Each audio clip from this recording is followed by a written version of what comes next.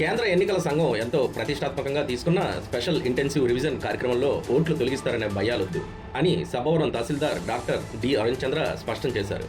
మంగళవారం ఆయన తహసీల్దార్ కార్యాలయంలో మీడియాతో మాట్లాడుతూ 25 ఏళ్ల తర్వాత నిర్వహిస్తున్న ఎస్ఐఆర్పై వదంతులు నమ్మవద్దని విజ్ఞప్తి చేశారు. ఈ విషయంలో ఎన్నికల సంఘం చాలా స్పష్టంగా ఉందని అంటూ ఆయన డోర్ లాక్డ్ గృహాల విషయంలో కూడా బిఎల్ఓలు 3 సార్లు తిరిగి సదరు వ్యక్తులు అక్కడ నివాసంలో ఉన్నారా లేదా అని నిర్ధారణ పంచనామా నిర్వహించి నోటీసులు జారీ చేస్తారని తెలిపారు.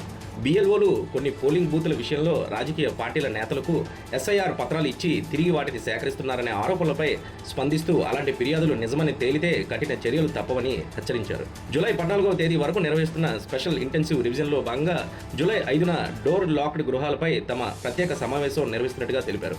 కేవలం వివిధ రాజకీయ పార్టీలకు చెందిన బిఎల్ఓలే ఓటర్ల ఇంటికి దారి చూపే వరకు సహకారం అందించాలని, తద్వారా ఎస్ఐఆర్ కార్యక్రమం వేగవంతంగా పూర్తి అవుతుందని చెప్పమన్నారు. అర్హులైన ఓటర్లను చేర్చేందుకు ఫారం 6లు కూడా అందుబాటులో ఉంచమని తెలిపారు.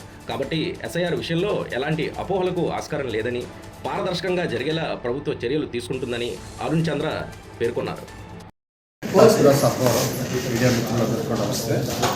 సబ్బవరం మండలం సంబంధించి ఎస్ఐఆర్ స్పెషల్ ఇంటెన్సివ్ రివిజన్ మనకి రాష్ట్ర ప్రభుత్వం ఇప్పుడు రాష్ట్రంలో జరుగుతుంది.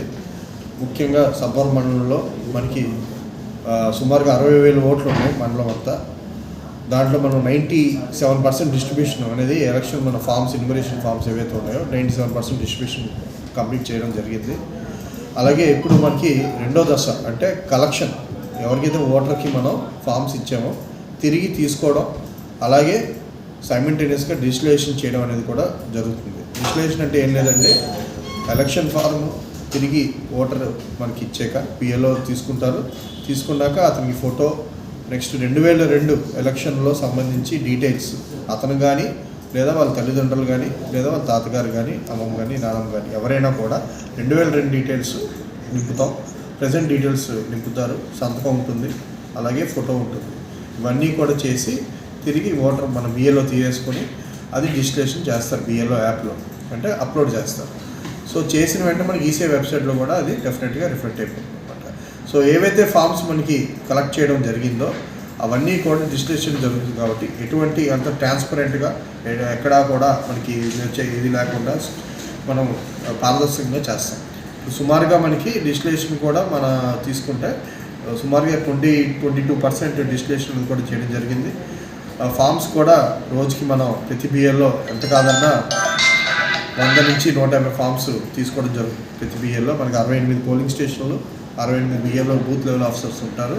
ప్రతి బిఏలో కూడా ఇంటింటికి వెళ్ళి ఫామ్స్ తీసుకోవడం, 100 నుంచి 150 తీసుకోవడం, అప్పటికప్పుడు డిజిటలైజ్ చేయడం జరుగుతుందండి. ఇక్కడ నాకు ముఖ్యంగా మీరు అంటే మన ప్రజలకి నేను చెప్పేది ఏంటంటే ఫామ్స్ ఇచ్చిన వెంటనే 1-2 రోజులు టైం తీసుకుని కొంచెం త్వరగా మన ఫామ్స్ తిరిగి బిఏలోకి ఇవ్వడం జరుగుతుంది. మన డిజిటలైజేషన్ కూడా అది మనకి తోడ్పడుతుంది. ఫామ్స్ ఎక్కువ రోజులు ఉంటే అది మనకి ఇంట్లో కొంత పాడే అవకాశం ఉంది. కాబట్టి మన ఫామ్స్ ఇచ్చిన వెంటనే 1-2 రోజుల్లో తిరిగి ప్రజలు మన బిఎల్ఓస్ బూత్ లెవెల్ ఆఫీసర్స్కి ఇవ్వాలండి. అదొకటి. అలాగే బూత్ లెవెల్ ఏజెంట్స్ కూడా బిఎల్ఓస్కి ఫెసిలిటేట్ చేస్తూ సహాయం సహకారాలు అందిస్తే కొంత మనకి ఎస్ఐఆర్ యాక్టివిటీలో ఇబ్బంది లేకుండా ఉంటుంది. బట్ మెయిన్గా మనకి చాలామంది అపోహలు ఉంటాయి. అంటే ఎవరైనా యాబ్సెంట్ ఎవరు లేకపోవడం, ఫామ్స్ తీసుకుంటుంటే వాళ్ళు అందుబాటులో లేకపోవడం, లేదా ఫామ్స్ తిరిగి తీసుకున్నప్పుడు కూడా ఫామ్స్ తిరిగి రాకపోవడం, దానివల్ల ఏమైనా ఓటు పోతుందా అనేది ఒక అపోహ ఉంది. అయితే ముఖ్యంగా మనకి ఏంటంటే ప్రొసీజర్ ఉంది. ఒకవేళ ఫామ్స్ తిరిగి మనకి బిఏలోకి వాళ్ళ సంతకంతో రాకపోతే ముందుగా నోటీస్ ఇవ్వడం జరుగుతుంది. అలాగే పంచనామాలు కండక్ట్ చేస్తాం, ఒక ఎంక్వైరీ కండక్ట్ చేస్తాం, సమ్మరీ ఎంక్వైరీ. సచివాలయంలోనే నేనే వస్తాను, నోటీస్ ఇస్తాం, ఈ పలానా డేటా వస్తాను, మీరు అందుబాటులో ఉంటుందని చెప్పి అంటాం. అలాగే పొలిటికల్ పార్టీస్ నుంచి బూత్ లెవెల్ ఏజెంట్స్ కూడా అందరూ హాజరవుతారు. అప్పుడు కూడా మనకి వాళ్ళు అందుబాటులో లేకపోతే అప్పుడు మనం ప్రొసీజర్ ప్రకారం స్పీకింగ్ ఆర్డర్ ఇచ్చి తొలగించడం జరుగుతుంది. కానీ ఇమీడియట్గా ఆటోమేటిక్గా తొలగించడం అనేది ఉండదండి.